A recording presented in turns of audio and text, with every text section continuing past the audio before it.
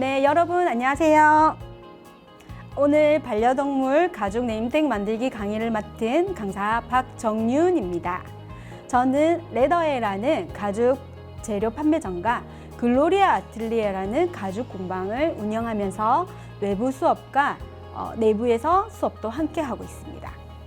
요즘 코로나로 인해서 밖에 나가지 못하고 집콕하시는 분 많으시죠? 생각보다 이 가죽 공예가 힐링이 되는 작업인데 혹시 경험해 보셨을까요? 생활에 곧바로 쓰일 가죽 제품을 한 땀 한 땀 바느질을 하다 보면 복잡했던 생각을 잠시 잊기도 하고 또 화가 났던 마음도 가라앉기도 한답니다. 아직 그 경험을 못 하셨다면 오늘 저와 함께 힐링하는 시간을 가져보셨으면 좋겠습니다. 요즘 가죽 공예에 대한 관심이 많으셔서 주변에 가죽 공예를 하시는 분도 많으십니다. 가죽 공예는 다른 공예와 달리 초보자가 하기에 도구도 가죽도 이해하기 어려움이 많은 공예입니다. 요즘 반려견, 반려묘와 함께 하시는 분이 많으십니다. 저 역시 고양이 2마리를 키우고 있는 집사이고요. 집사가 직접 만들어주는 가죽 동물 펜던트 인식표 어때요? 너무 괜찮죠? 집에서 간편하게 만들 수 있는 방법에 대해서 오늘 함께 해보시고, 그리고 만들기 전에 먼저 가죽에 대한 이론 공부도 같이 하시는 시간을 가져보도록 하겠습니다. 동물의 피부를 가죽이라고 말합니다. 가죽에는 소가죽, 염소가죽, 양가죽, 뱀가죽, 악어가죽, 도마뱀, 물고기 등등 다양하게 있습니다.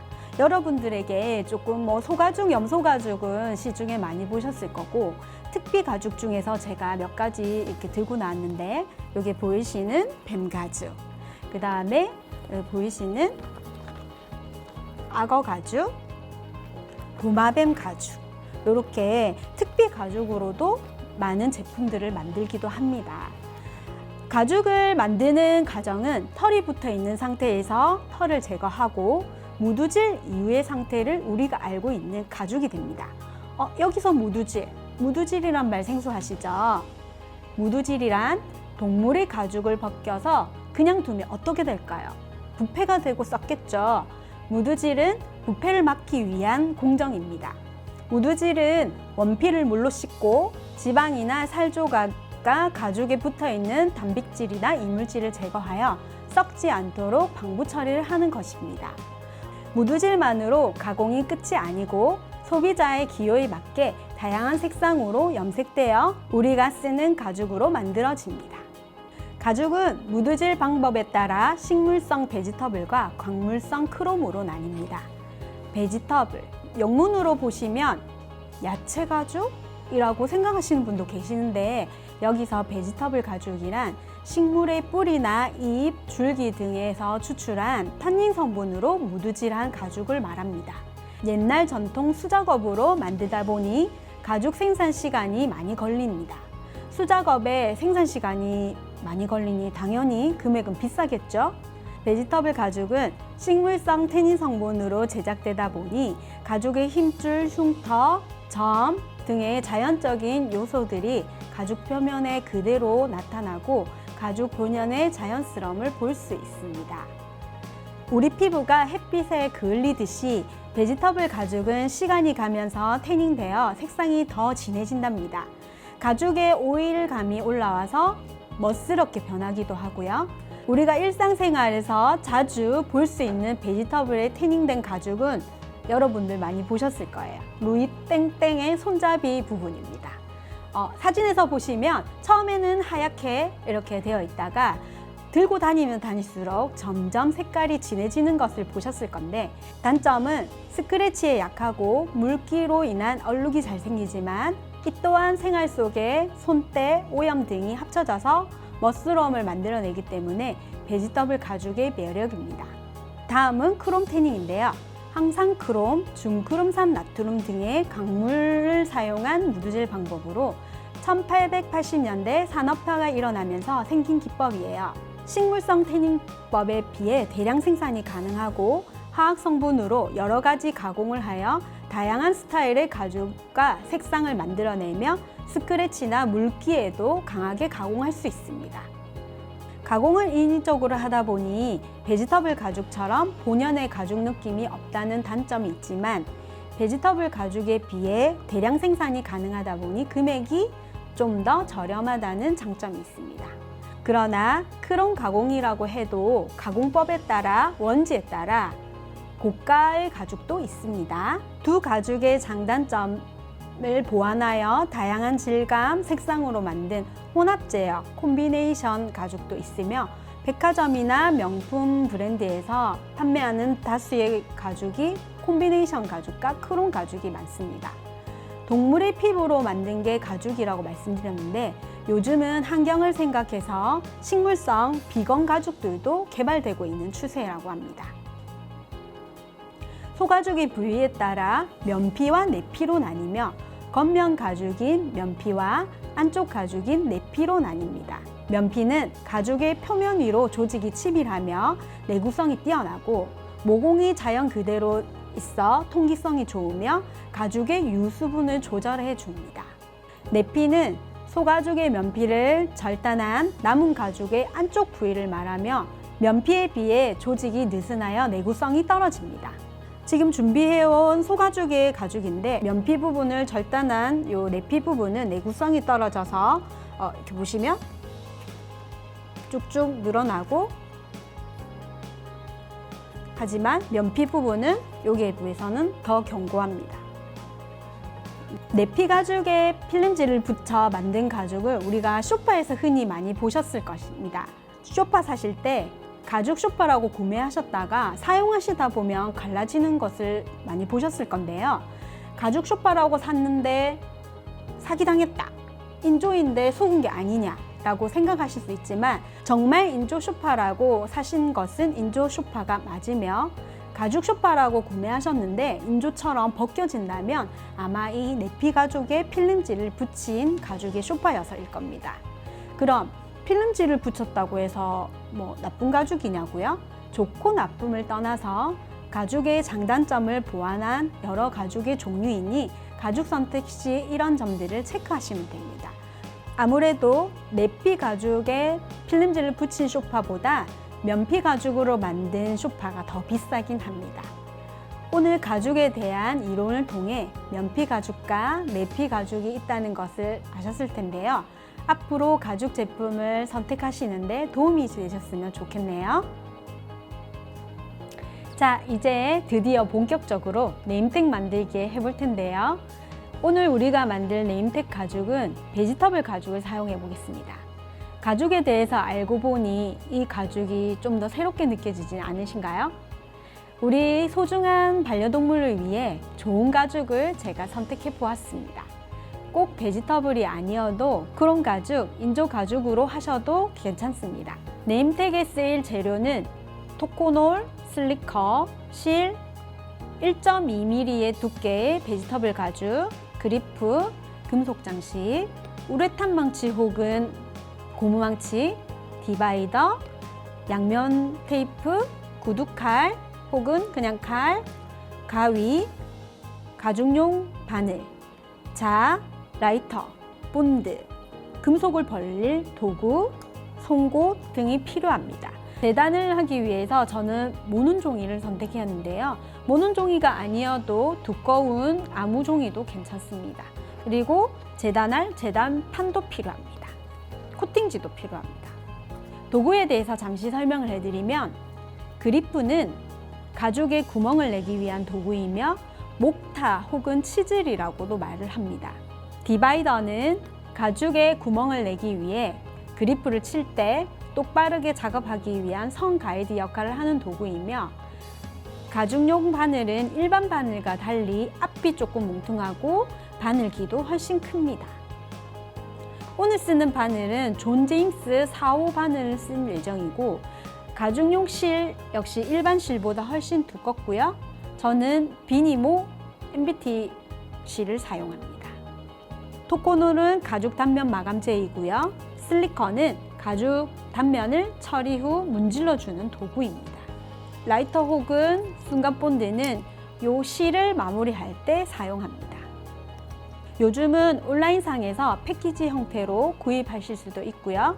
재료에 대해서 더 궁금한 게 있으시면 사하구 평생학습관을 통해 제게 연락 주시면 정보를 공유하도록 하겠습니다. 사실은 가죽 도구가 있어야 좀 더 완성도가 높은 제품을 만들 수 있는데 댁에서는 이 도구들이 아마 없으실 거예요. 제가 대체할 수 있는 도구들을 강의 중간중간에 알려드릴 테니 놓치지 마세요. 하지만 안전 또는 완성도 면에서 가급적 가죽공예 전용 도구를 사용하시길 추천드립니다. 인식표 모양은 원형, 하트, 뼈다귀, 생선 등 여러 가지 원하는 모양으로 가능하십니다. 저는 이렇게 사각형 모양을 해보았습니다. 곡선이 많은 디자인은 재단하기 힘들기 때문에 쉬운 패턴인 사각으로 재단하였습니다. 사이즈는 가로 50mm, 세로 30mm, 접히는 이 부분은 12mm로 하였습니다. 폭은 9mm. 가운데 사각형을 재단하여 반려동물의 이름이나 보호자의 연락처를 적을 수 있도록 해보았습니다. 이 틀의 간격은 8mm입니다. 알려드린 사이즈로 패턴을 떴고요. 여기에 가죽을 잘라 볼 건데 가죽을 자르실 때는 패턴지를 대고 칼을 두고 바로 이렇게 커팅을 해주셔도 되시고, 만약에 재단에 자신이 없으시다면 가죽 뒷면에 볼펜으로 그리셔서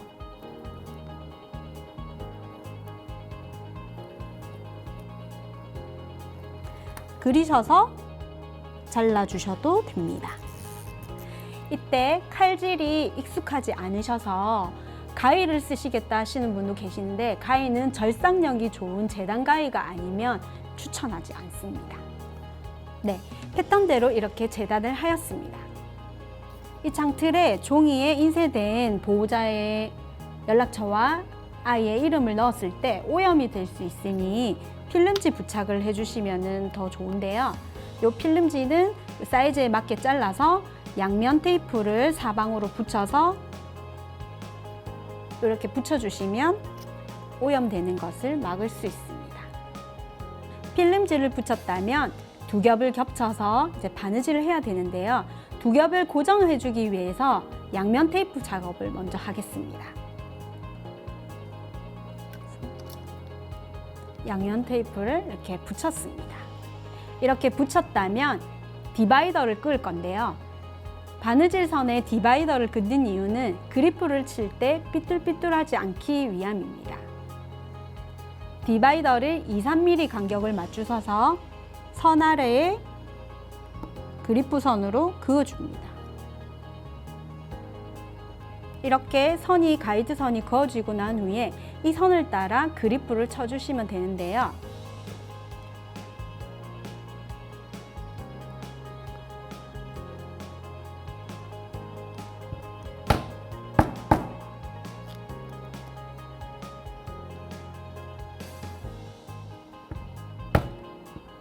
그리프가 다 쳐진 모습입니다.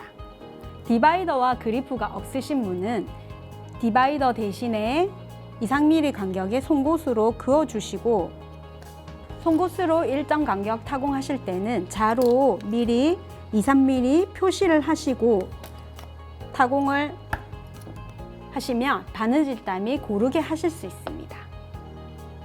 여기까지 하셨다면 이제 바느질을 하셔야 합니다.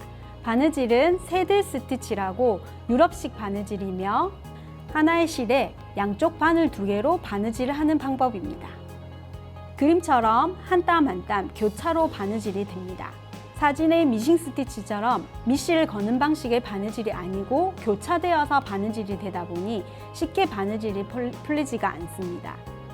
미싱 바느질은 땀이 끊어지면 주르륵 풀리는 걸 경험하셨을 겁니다. 사선 그리프 사용 시엔 바늘땀 모양이 앞은 사선, 뒤는 일자로 나오며 핸드 스티치만이 나올 수 있는 바느질 땀 모양입니다. 원형 송곳으로 할 경우 다 일자로 바느질이 나옵니다. 이렇게 사선으로 타공한 곳을 통과해야 되다 보니 우리가 아는 일반 바느질처럼 매듭을 지은 것이 아니라 바늘이 실 중간에 통과하여 풀리지 않게 작업을 해야 합니다. 바늘을 끼우시고 난 뒤 바늘 길이만큼 내려오셔서 뾰족한 부분이 위로 가게 방향을 하시고 실의 중간에 관통을 하셔야 합니다. 한 번 관통하시고 또 2cm 정도 올라온 지점에 한 번 더 관통을 해주십니다. 그리고 난 후 실의 끝을 잡고 아래로 당겨서 내려주신 후 바늘을 위로 이렇게 당겨주시면 이 폭이 좁아져서 매듭은 없는데 끊지 않고는 풀리지 않는 상태가 됩니다. 이 작업을 다들 처음에 무척 힘들어 하시는데 요령은 손끝에 두고 실을 위로 올리듯이 손끝에 두고 실을 위로 밀어주시면 좀 더 쉽습니다. 바늘 2개로 한다고 했으니까 나머지 하나도 바늘을 끼워서 2개의 바늘이 양끝에 있게 준비합니다.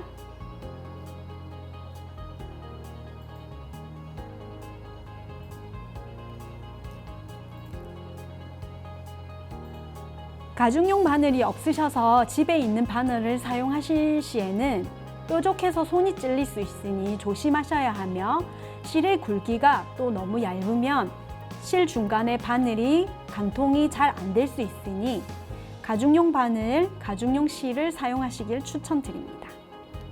이제 준비되셨으면 새드 스티치를 해볼게요. 바느질 할 때 실의 길이는 바느질 할 곳의 3배에서 4배의 길이로 하며 이 두께가 두껍다면 5배 양도 잡기도 합니다. 이게 이 총 길이에 1번, 2번, 3번, 4번 3배에서 4배로 실을 준비하셨다면 바느질 하실 때 같은 길이로 시작을 하셔야 3배에서 4배로 준비한 양만큼 사용하실 수 있습니다. 바느질 진행 방향은 왼쪽에서 오른쪽으로 합니다. 2개의 바늘을 왼쪽 첫 번째 그리고 2번째 타공한 가죽칸에 나란히 끼웁니다. 실 길이는 똑같이 맞추시고 첫 번째 바늘을 2번째 바늘의 구멍에 통과를 합니다. 통과를 하시고 실이 앞쪽으로 나왔을 때 실의 사선의 위쪽으로 나오셔야 사선이 예쁘게 나옵니다. 뒤쪽에 있는 바늘을 2번째 실이 나온 구멍으로 나올 때 실의 위쪽으로 나오게 해서 위아래로 당겨 주셔야 사선이 예쁘게 나옵니다. 그리고 2번째 앞에 나온 이 바늘을 3번째 칸에 또 넣어 주시고요. 2번째 있는 바늘을 3번째 칸 앞쪽에 실의 위에 쪽에서 당겨줍니다.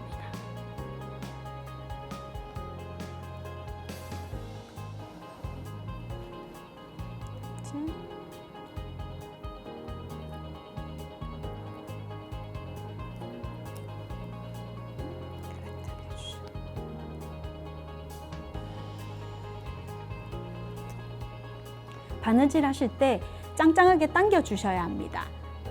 그래야 가죽이 뜨지 않고 이쁘게 바느질이 되고, 바느질을 하셨으면 마무리를 해야 하는데요. 마무리 하실 때는 제일 마지막 칸에서 뒤쪽에 이렇게 느슨하게 이렇게 빼준 후 칭칭 이렇게 감아줍니다. 감아준 후 당기면 이렇게 매듭이 생기는데요. 매듭이 앞에도 뒤에도 보이지 않도록 짱짱하게 당겨준 후 앞에 있는 바늘을 한 칸 뒤쪽으로 보내어주고 이렇게 당겨줍니다. 그리고 2-3mm 커팅을 하셔서 라이터로 지져줄 건데요. 이때 화상에 주의하시고요. 라이터는 지금처럼 세워서 불을 켜면 손에 화상을 입을 수 있으니 옆으로 눕혀서 해주시기 바랍니다. 완전 가까이 되지 않고 옆에만 가더라도 나일론사라서 이렇게 소로록 녹아서 마무리를 지어줍니다. 라이터가 힘드신 분은 순간 본드로 마무리해 주시면 되는데, 이때 실은 최대한 아주 짧게 끊어 주시고요. 이쑤시개 같이 뾰족한 거를 이용하여서 바느질 부분에 콕콕 찍어서 고정해 주시면 됩니다. 이제 작업이 끝났으니 가죽 단면 마무리를 하겠습니다. 가죽 단면 마무리에는 토코놀이라는 가죽 단면을 매끈하게 해주고 까슬까슬하게 일어나 있는 가죽 단면을 진정시켜주는 약품입니다. 손으로 이용하여서 소량 단면에 발라주시고 흡수시켜주면 됩니다. 로션 바르듯이 듬뿍듬뿍 바르는 것이 아니라 소량 얇게 전체적으로 발라주시면 됩니다. 건조는 보통 30초에서 1분 정도면 되고, 이때 주의하실 점은 토코놀은 수성이라 베지터블 가죽의 특성상 토코놀이 묻으면 얼룩이 지니 조심하시기 바랍니다. 건조시킨 후 슬리커라는 이 도구를 이용해서 문질러주면 광택이 나면서 매끈해진 단면을 보실 수 있습니다. 토코놀을 마무리한 곳과 안 한 곳을 보시면 한 곳은 매끈하면서 반질반질해지고 안 한 곳은 까슬까슬하게 이렇게 남아있는 걸 보실 수 있습니다. 만약에 슬리커가 없으시다면 둥근 볼펜을 이용하셔서 문질러 주셔도 됩니다. 반려동물 인식표지만 아이 등원 가방이나 여행용 캐리어에 사용하셔도 되실 것 같습니다. 너무 이쁘죠? 간단하지만 정성이 들어가야 하는 가죽공예 제품을 우리 아이를 위해 만들어 보시는 건 어떠세요? 가죽공예로 집콕하시면서 복잡한 생각을 잠시나마 잊어보는 힐링의 시간이 되셨으면 합니다. 영상을 보시고 소감을 댓글로 작성 후 제출해 주세요. 추첨을 통해 오늘 강의한 네임택을 집에서 만들어 보실 수 있게 베지터블 가죽 패키지를 선물로 드린다네요. 여러분도 행운의 주인공이 될 수 있습니다. 많은 응모 바랍니다. 감사합니다.